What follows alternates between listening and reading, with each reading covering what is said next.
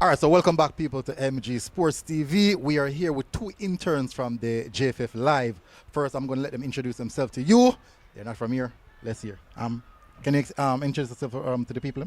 Hi, I'm Zeris Williams. I'm from St. Vincent The Grenadines. All right, St. Vincent. So you know what I mean. You? Right, and I'm Asani Felix. I'm from Trinidad and Tobago. All right. So we have recently played two games versus Trinidad. He was here as well. Can you just give us a brief thoughts on those two games? All right, so the first game was it's pretty good. I'm not gonna lie, Jamaica outperformed us in that game. But for the second game, I'd say we dominated for the most part during the opening phases, and then it came down to the final kick of the game where we scored an own goal. Ironically, the person who scored the first goal for us also scored the goal for Jamaica. So it was a bit disheartening, of course. But I really like the football the guys came out and played that day. Yeah. They still put 100%. And I also like the fact that when the goal was scored, as in the own goal, you could see how much it meant to the players. They were disheartened. They were like, yo, we had this one in the bag and we gave this up. So that alone shows that the mentality is in the right place for them. Yeah, well said, well said. All right, so Jamaica went to St. Vincent and we got a draw, 1-1. It seems like we scraped something. Can you tell us what's your thoughts on the first game? Okay, I'd say the first game didn't necessarily go as I initially expected because, Jamaica's a very strong team. And in terms of rankings, we kind of consider the underdog, St. Vincent. So I'd say that the team really went out and they played their hearts out. And when the first half was done and it was 0-0, I was actually very surprised. I didn't get to see much of the first half. So I was kind of grateful, especially being the only Vincent in a very Jamaican space watching the game. Feel nervous? It was, yes, I felt like, an enemy, like I'm in enemy territory and everybody's going to eat me alive if they know I'm from the opposing team. So we were at the watch party. We were at a watch party. Yes. The Reggae Boyz Supporters Club alongside the JFF Live as well. And they were there. Yes. So, continue. Right. So when the first goal scored, I was like, what? Like, I was really overjoyed. Everybody in the room is like, Silent. they're silent, they're like disheartened, but I'm trying to So when contain did you jump myself out and make tonight? so they could tell me to leave.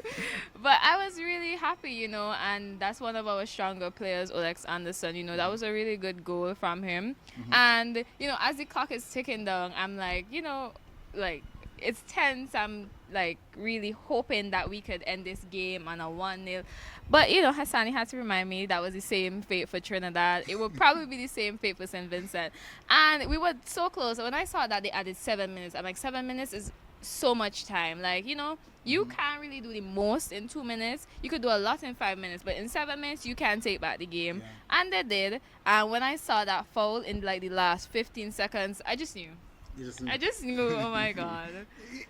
But overall, you were impressed with the performance. Yes, they did really well, and I'm proud of them. And I hope that they can come here tomorrow and really, dominate, show us those skill sets. I know it's gonna be a little harder because they're not at home. They don't really have the crowd backing them, but I still believe in them. Whatever outcome happens tomorrow, they still did really good in the first match. Which player are you looking out for specifically to cause Jamaicans some problems? Honestly, the goalkeeper, in my opinion, did such a great job. There were a lot of shots at, attempts at goal. There were a lot of shots on target. And I'd say he's a large portion of why we were able to keep that 0-0 going out at 1-0 because he really did some saves out there. Yeah. There was one where he like chested the ball and it went. That he really did that. So what's your thoughts on St. Vincent coming to Jamaica now, getting a draw at home? You think they're a little bit on the back foot, or you feel like they can get something? Some may say they're on the back foot, but I think the fact that they drew that game at home, they're going to come with the mentality that, hey, we did it at home. We have to now come and put in even more. They are not going to increase the intensity at all. That's one thing for sure. They're going to put 100% on the pitch because they know that everybody at home is going to be supporting them. Yeah. So they want to also make sure that they please them. And from a Jamaican standpoint now, I must say I'm proud of Leon Bailey when he stepped up and he took responsibility for taking that penalty. So I'm expecting that he's also going to step up a bit more in this second match. He's going to take more responsibility and be more decisive. So yeah. And were you impressed with the St. Vincent performance, overall performance from the first game? Of course. A matter of fact, especially Oalex Anderson. He's your player. I would say that. In terms of like his composure, the whole time when he was just telling the team, calm the play, let's spurts in the corner so we could, let the time trickle down a little bit more. Yeah. Yeah. He Closer was to the fighting end. very hard for that game. He even got the crowd riled up and said, yo, share us on so we can see out this game. He put 110% outside on that pitch. So, Totally yeah. agree. So, Yeah. we're here now at Sabina Park. The Reggae Boyz just finished their training session. They look confident. They look boost up for this game. You, from your perspective, give me a score prediction for the game tomorrow. Score prediction? I think 3-1. 3-1. 3-1. So you're not giving St. Vincent a chance? The chances I'm scoring. But I think the Jamaica, after that performance, they're going to look at it and be like, okay, we need to come up and we need to step up. We need to push the same intensity or even more than what St. Yeah. Vincent was giving on that day. So they're going to increase the intensity. You must be back in your team. Of You course, have to I back your always team. back my team, but sometimes you really have to look at it from a technical perspective. You know, as a previous footballer for the Vincy Heat, I can acknowledge my team's strengths and weaknesses. And while I do think we have a chance, as he said, the chance is them scoring. Looking at the Reggae Boyz out there today in training, I can see that they're hungry for that victory for tomorrow. And I know that they're going to come back way stronger than ever. They're going to have the entire crowd backing them and all of that. So I really think that it's going to be a tough fight tomorrow. All right, before we close off, first, can you tell me what's it like working with the JFF Live? Oh, it's been a very, very extraordinary experience thus far. Get to see a lot of things from a media perspective. I really Yeah. enjoy that.